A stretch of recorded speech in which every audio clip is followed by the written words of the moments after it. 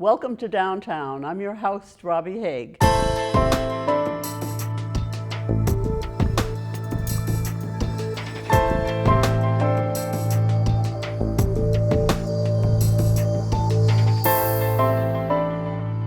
Today we are talking with Andrew Botieri, who is an author and motivational speaker.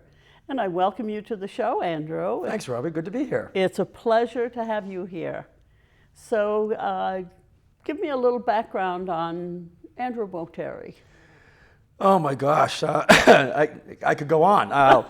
Yes. It's been a lot that's gone on, but I grew up here on the South Shore in the little town of Hanson, Massachusetts, where my dad was the town barber for 58 years. God rest his soul. He's gone now, and then at one point I kind of realized that if I was going to make something of myself, I had to get out of the little town of Hanson.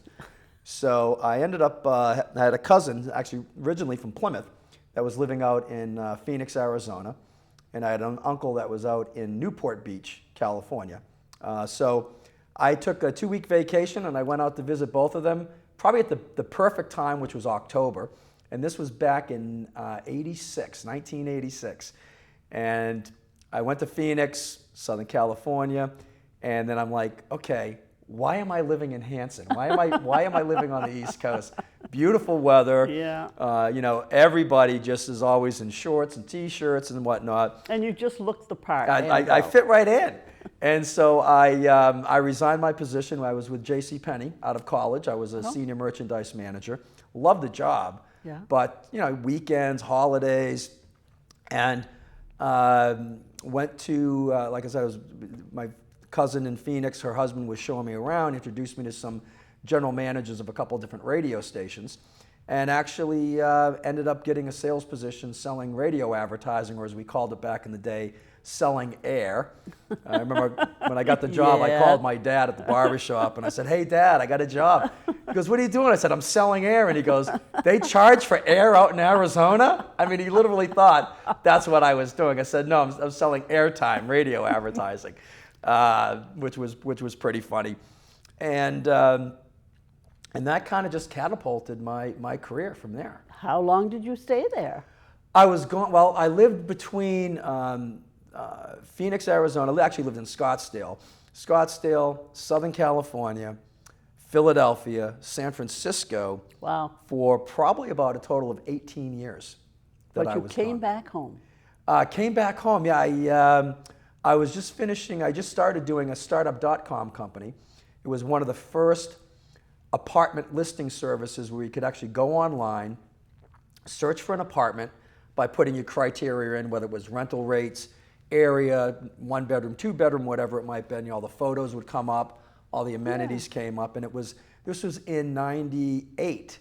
So it was one of the first internet listing services. Wow. And Excellent. we ended up taking it public in August of 99 under the name of Home Store.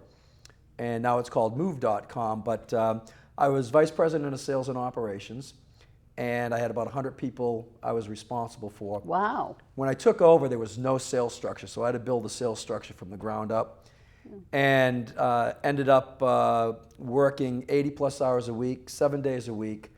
Not a good idea, is it? No, it wasn't. I wasn't taking care of myself. I wasn't exercising. I wasn't eating right. And as I say in my book, the good Lord took the proverbial 2x4 and eventually smacked me across the forehead. Mm-hmm. And I contracted a rare autoimmune disease from it called scleroderma. And scleroderma is a connective tissue autoimmune disease that they don't know what causes it, therefore there's no cure. And I talk a lot about it in the book, which is a celebration of life, a story of hope, a miracle, and the power of attitude. And where it roughly affects about 300,000 people. Wow. Now what's interesting is some people, when I speak to audiences, and I just spoke last week at a conference down in Atlantic City, I'll say the word scleroderma, and I'll say, how many people do you know? And you might have, 20%, maybe 30% of the audience raise a hand. Mm-hmm. And then I'll say, how many people have heard of ALS? and pretty much every hand goes up. Right. What's interesting, and the ALS is a very debilitating disease, but only roughly it affects 30,000 people. So here we are 10 times. Really? Isn't that amazing? And Well, people too think of scleroderma. They don't think of it as affecting your entire body. A hardening of the It's skin. hardening of the skin, Right. and there's two different times. There's localized, which is basically manifests itself on the outside of your body. Your hands and feet are usually the first to go, or first to be affected. Like I have, very tight skin on the fingers. Matter of fact, for a while when I first got it, my hands were actually starting to be, the skin was getting so tight they were starting to turn in. They call it the Really? claw effect. Wow. And it affected me to the point where for probably a little over a year, I couldn't play guitar anymore. Because Really? just the fingers wouldn't work. And I've met some females, because it's mainly 80% of people who get it are female. Of course, I jokingly say that I had to go out and get a chick's disease. And but We'll remember you for that. Now. yes, oh yes, yeah, exactly. But I always get a nice little laugh when I mention it when I'm doing my speaking gigs. But I've met women whose hands are completely fused Really? to their palms. And matter of fact, we just hit June 1st, and June through our Congress, they actually do some things right. That I'm glad to hear it. It is national. The month of June is National Scleroderma Awareness Month. Very good. So I got this disease, autoimmune disease. First, I was misdiagnosed for 9 months with rheumatoid arthritis, because it's you've got the arthritic or rheumatoid arthritis umbrella, and underneath that you've got scleroderma, Crohn's disease, fibromyalgia, and a few other autoimmune diseases that fall within that. Yeah. And I have systemic, which means not only did it manifest itself on the outside, but it also can go internally. And in my case, on June 29th of 2000, it basically suffocated my kidneys. Really? And I went into medical crisis. I was at my nephrologist's office, which is a kidney doctor, at the time, because a couple days beforehand, after some blood work, my doctor said, something's going on with your kidneys. We probably want to go get this checked out. And I immediately went into crisis. When they rushed me to the ER, which luckily was right down the street, my blood pressure was 270 over 170. Oh, wow. I had hemorrhaging in the brain. The left ventricle of my heart collapsed, and I went into a coma. And they still had no idea what you had. They had Well, I was officially diagnosed misdiagnosed starting in February of '99. October of '99, it was finally diagnosed as scleroderma. It was. Okay. But there's Can't nothing do they can give anything. you. Right. I remember the doctor telling me, it's a disease that affects mostly female. Of the female statistics, 50% will die within 10 years. Really? And here I was on the fast track, stock options, making a ton of money. Yeah. Looking back on it, focused on all the wrong things. Yeah. Funny how the good Lord works. Yeah. And he does have a sense of humor, that's for sure. Uh-huh. And you also have to listen. And you have to listen. And that totally changed my whole perspective. I left the corporate rat race, as I like to call it. Yep. And being on dialysis now, I was on dialysis Really? for 3.5 hours a day, 3 days a week. For how long? For about 6 months. Wow. And they were hoping that because it was acute failure and it wasn't damage after a kidney biopsy, that they were hoping to sort of kickstart the kidney again. And by the grace of God and prayers from thousands of people around the country and my own sheer positive attitude and determination and perseverance, that Yes, I have noticed that about you, Andrew. You are positive. well, you got two choices in the morning. You make it a great day or you don't make it a great day, and I just prefer to make it a great day. Yeah. And even though my doctors at the dialysis unit would dampen down my enthusiasm, because I kept telling them, I'm going to be off of this in 6 months. And they're going, well, we appreciate your enthusiasm, Andrew, but they would then go point around the dialysis unit where there was, 30 people at a time. Right. 5 5 years, 8 years, Yeah. 10 years. And I said, I'm off of this in 6 months. The power of positive thinking. And at one point, the doctor pointed down at me and he goes, he scolded me. He said, Andrew, you don't know what you're dealing with. Yeah. And I pointed back up in his face. I'm in my chair. I've got my 2 ports coming out of my chest. That they've got the different lines where the blood goes out, gets clean, and comes back in, which is a whole incredible machine to begin with. And I said, no, you don't know who you're dealing with.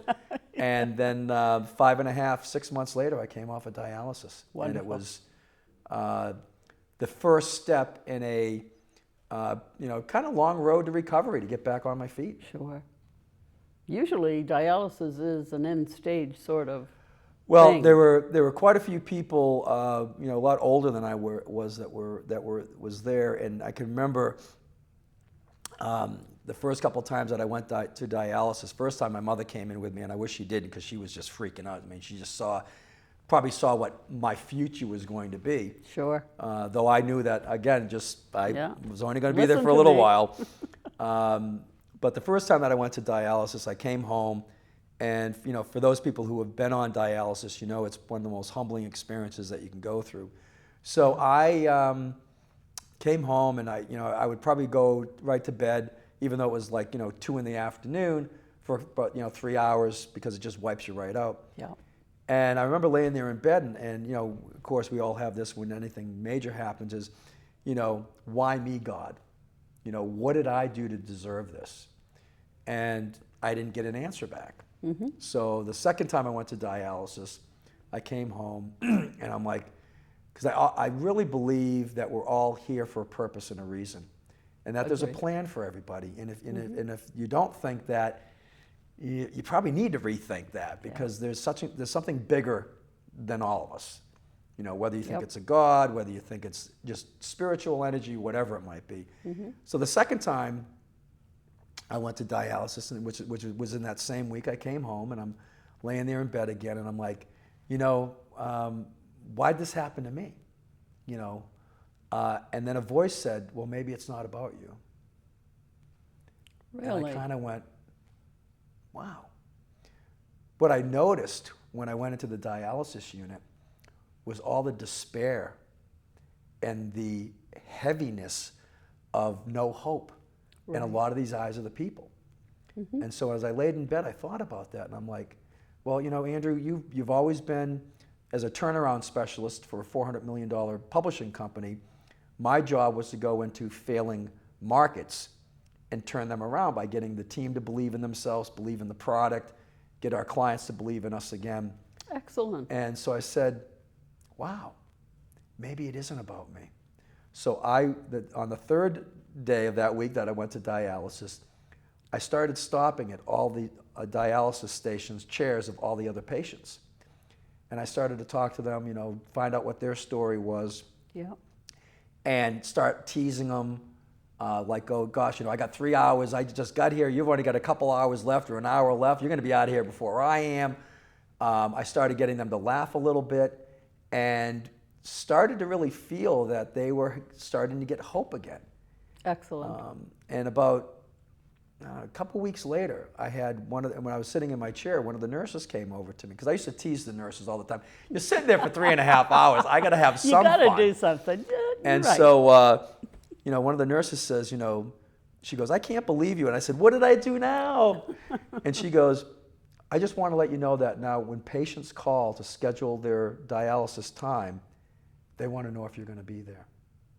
I like it. And I cried in my chair, and I looked up at the heavens and I said, thank you. Because it's not always about andrewbotieri.com, which is actually the name of my website too. But, it wasn't about me. Right. And the fulfillment that I got from bringing hope and joy into these other people who, in most cases, I mean, you could cut the despair with a knife in it because it was just so thick. Sure. Because like I said, it's usually an end stage thing. Yeah. And why would it not be despair? Yeah. And it's They needed you. And it kicks, I know people who are older that just have, I just don't want to do it anymore. They're tired. Of course. Yeah. And if I was, because mine happened when I was only 40. Wow. So I was, pretty young for that to happen. But Sure. All the cosmic cards all laid out properly on the table. Yeah. And an older person and end stage, and I do assume, which I shouldn't, that most of these people just say enough already. Yeah. I'm done. Yeah. I had a very good friend of mine who, his dad, who was my baseball coach growing up, did the same thing. And he actually had, which was interesting, a living wake. He knew he was going to go off dialysis at that next week. Mm-hmm. So he had everybody over the house for a big cookout, and everybody got to hang with him for a little bit. Wow. And it was great. I mean, it was wonderful. I mean, obviously, bittersweet, yeah. sad event, but Yeah. and his sons now own a big company in Plymouth, and they're doing extremely well. And actually, they live here in Sandwich. But it was one of the, and that was when I just came back, moved back, and was still on dialysis.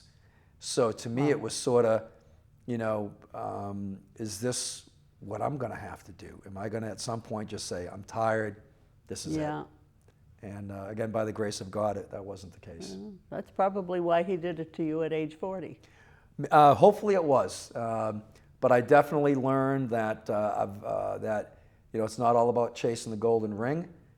It's really about more of a balance in your life. Matter of fact, when I first moved back here, I was a reading tutor for second graders at Nathaniel Morton School, which was so cool. Had so much, reading books that I used to read as a little kid, and I'm reading them again. And then I was also... and obviously enjoying them again. Oh, yeah. Some of those books are the best. Yeah. And then I was also a volunteer for the Mayflower retired senior volunteer program over at Mayflower.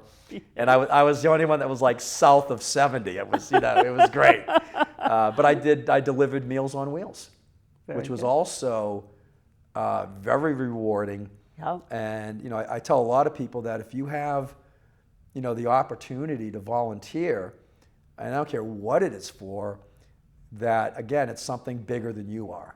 Yeah. And I got a lot of fulfillment. In some cases, it was sad.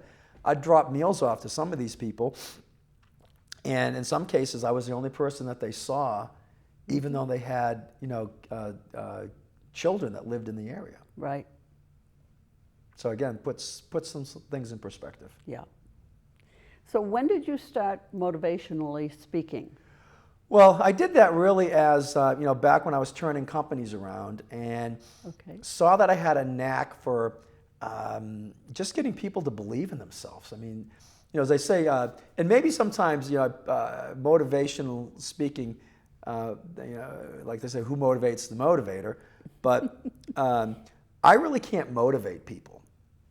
I can inspire people to motivate themselves. It's sort of like you can bring the horse to water, but you can't make it drink. Yep. And so as I started to turn, in some cases, some of these markets were multi-million-dollar markets that we would do in revenues in a year, that I realized that, maybe that was, because God gives us all different gifts. And so I realized that, maybe this is my gift. And so by my mid-30s, that I said, this was my purpose and reason. And we're going to have different purposes and reasons as we go through life. Sure. So then I started to take it on the road, if you will, and doing keynotes at conferences and different events. And it's been great, and it allows me. I work from home now, which gives me a very flexible schedule, and I'm not dealing with the corporate rat race that I dealt with for so many years. And I enjoyed it. I mean, I thrived on it, but... I think that's one of the problems with people who work so hard. Yeah, we get a little obsessed with it. Right. Instead of stress, I called it controlled chaos. And I operate very well in controlled chaos. But you get to the point where it's really about life balance. Yeah. And so I also sat on the board of the Plymouth Library Corporation for a while. And now, as you know, I sit on the board with Mike Landers over at Project Arts. Yes. Especially with the free music that we do on Wednesday nights there. And that's also great to see, the hundreds in most cases, we average probably about 1,200 people at each Wednesday night, and to see the kids up there dancing in front of the stage, you know, the same faces that come out every week, and they look forward to this. That again, you're doing something for the community that is filling everybody's heart with music, and it's a great thing. And this is now June, and the programs on the waterfront are starting up. They start next Wednesday. Yeah. Which is the 9th? No, it would be the 8th. Today is okay. number one. Sorry, Mike. That's okay, Yeah. but it's okay. Mike will like that you mentioned it. Yes, and I'll have to let him know. down. But we've got some great, matter of fact, the one band that we did at Spires earlier, actually no, it was this in early 2016, was the Haigh 19, which is the Steely Dan tribute band. Right. And on Wednesday night, July 13th, we're having them down at the waterfront. Excellent. Yeah. For those people who couldn't get in because we good. sold out, and now you don't have to pay a ticket price. You can get there for free. And Come I on down. see a smile on Dan's face because he missed it. You missed it as And well. he talked about it. He said, Yeah. I don't know Bring the how-" kids down. Very good. But it's a lot of fun, and again, I mean, we get people from as far as Boston, Framingham, Braintree that come down almost every week. Isn't that wonderful? And there's, you know, I think, and there's people in Plymouth that go, you know, just like they've never been to the plantation that live here in Plymouth, but people that go, oh, I didn't know you guys have that. I was like, Oh, my. how can you miss that? Walk down by the water on a Wednesday night. It's very well attended. Yeah. So we have a lot of fun with it. Very good. You work very hard at it. Well, again, when you, as I like to say, when you love what you do for work, it ceases to be work. Yeah. It's just an extension of who you are. And I talk a lot about that in the book. I talk about life balance. Goal setting, I think, is important. But matter of fact, I had penned an article years ago that I actually have excerpts of the book, but it's called The 3 Ingredients to Attitude. And it's a love of life. You know, obviously there's so much in life that you can embrace and enjoy every day. A love of self, and not in an egotistical way, but you got to be comfortable with who you are. Right. You got to know who you are. And then also a love of your God or your higher authority.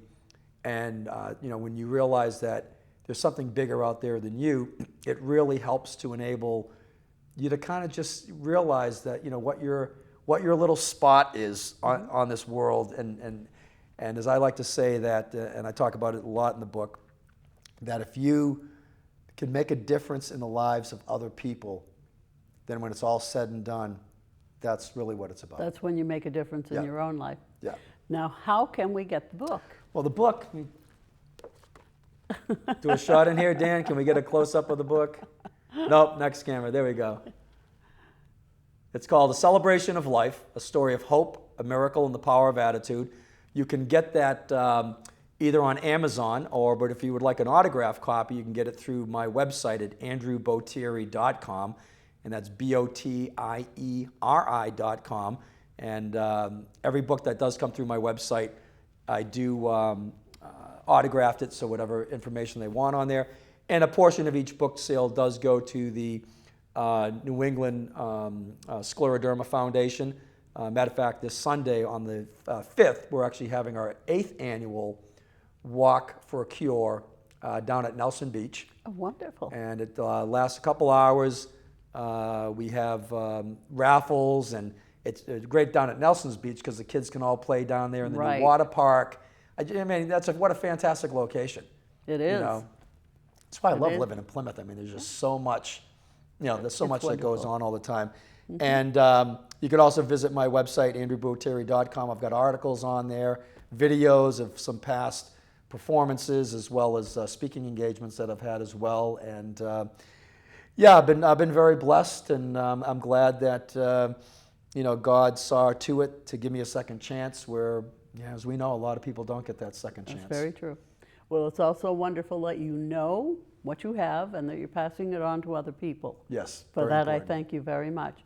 It's been wonderful having you Oh here. my goodness. Yeah, it's been great. Hey Dan, can we sit there for another hour or two?